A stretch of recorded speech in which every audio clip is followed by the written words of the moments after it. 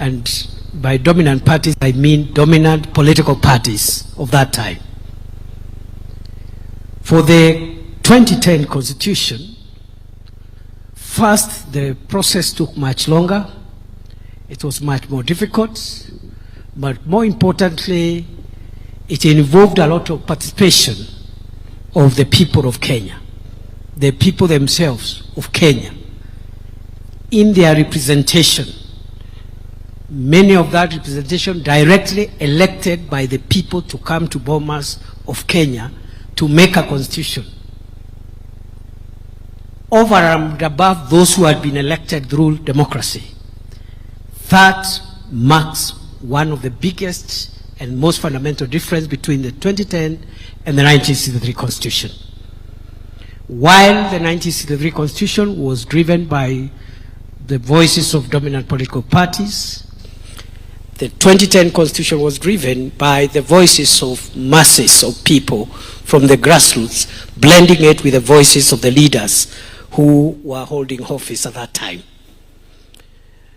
Mr. President, we are also lucky. Our Constitution sets a very clear hierarchy of the priorities of the nation. And that is the preamble we've just listened to, and that has just been replayed here. That preamble summarizes the national priorities. Those priorities are structured in terms of who calls the shots in our country. If you look at that preamble, the people assert themselves as the supreme human, the highest supreme human organ of constitution making. Unlike the 1963 Constitution, which had concepts like the supremacy of parliament and other concepts which have been overtaken by events today. Interestingly, Your Excellency, I have noted as a student of constitutional law that the same preamble, the people asserting themselves as the highest constitution-making organ, the people, they do recognize two things. That this nation exists subject to a higher authority, the Almighty God of all creation. That part is normally left a lot in constitution making, especially in analyzing the structure of our constitution. But the preamble also has told us downstream, the people who are the highest human constitution making organ have delegated most of what they would be doing themselves to organs of states and to the levels of government that are represented here. Both the organs of state, the three arms of government, and the two levels of government. Your Excellency, that preamble also helps us to understand our national values. We respect the individual, the family, the community, and the nation. That hierarchy again of the units that constitute our nation are spelled out there. The other feature, Your Excellency, again summarized in the preamble and elaborated in the many chapters, the 18 chapters that follow, is the feature that talks about intergenerational responsibilities and equity between generations. And the Constitution asserts that no generation is superior than the other. There are obligations of the present generation to future generations in perpetuity. Another distinguishing factor or ingredient of that Constitution is the national values, the rule of law, democracy, social justice, and even environmental justice. Again, it is spelled out in the preamble. The other feature is the checks and balances system. If you look at the chapters on the three arms of government, the legislature, the executive, and the judiciary, and how they relate with each other, the national government and the county governments, the independent commissions and offices, Again, that relationship has been defined there. Two other distinguishing characteristics before I end my remarks, Your Excellency. And the one is that the Constitution creates a very, very paradigmatic shift on the rights and freedoms of the individual in a very dramatic way.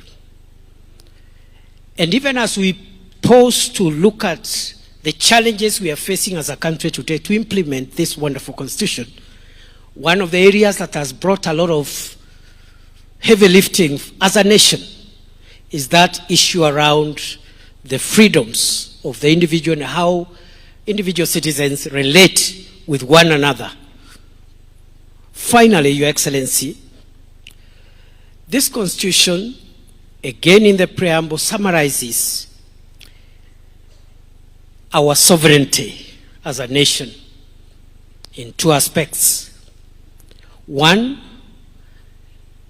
is it has said that we must protect the nation and its people so that we can be free from fear and free from want.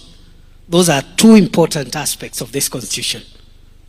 The freedom from fear is what protects individuals and citizens so that they are not harmed by one another, they are not harmed by organs of state, they don't harm each other.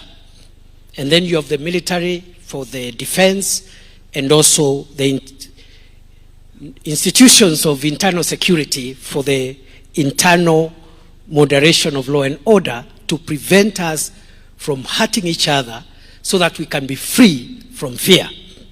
But finally, this Constitution is also about our sovereignty so that we can be a country free from want. Again, this is a very, very drastic introduction, not only for Kenya's constitutional framework, but for constitutional theory.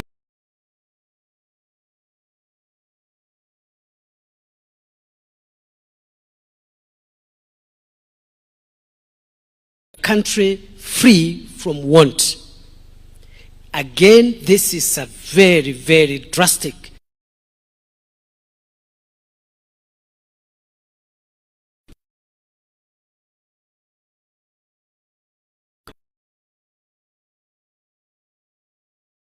democracy and the rule of law and civil liberties, without saying, as much as these are important, there are other freedoms that a human being must be free from to actualize their full potential on earth.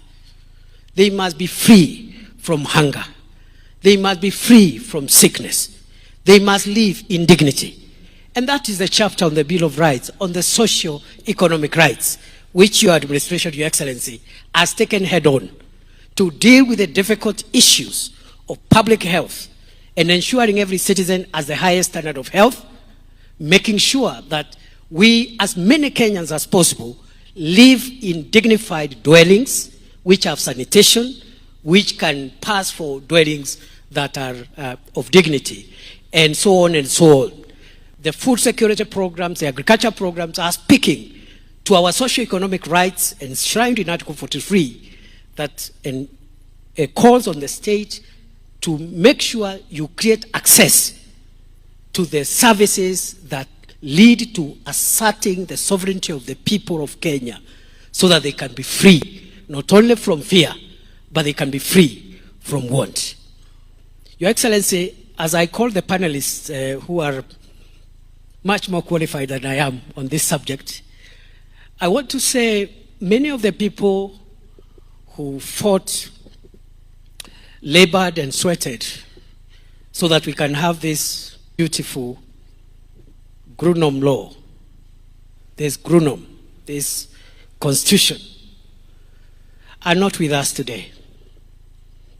They have rested from the sweat and the labors of this world, and they are no longer with us. But their spirit walks with us. a few are still with us. And looking around at this hall, I see many of those who are part of this very difficult but important project for recreating a new Kenya. I have seen former Prime Minister Raila Odinga and many others.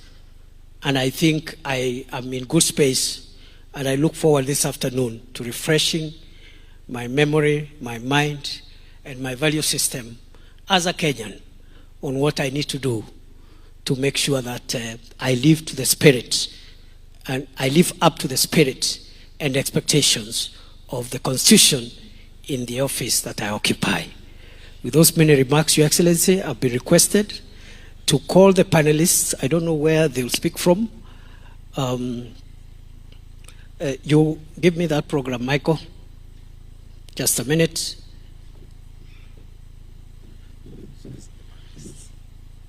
Where will they sit? They will come here. So, Your Excellency, sorry if I've spoken for long. You know, in your presence, my speech should be short. But I speak for long when I'm doing my own events. I'm sorry about that. I will call the following panelists who represent various shades of representation.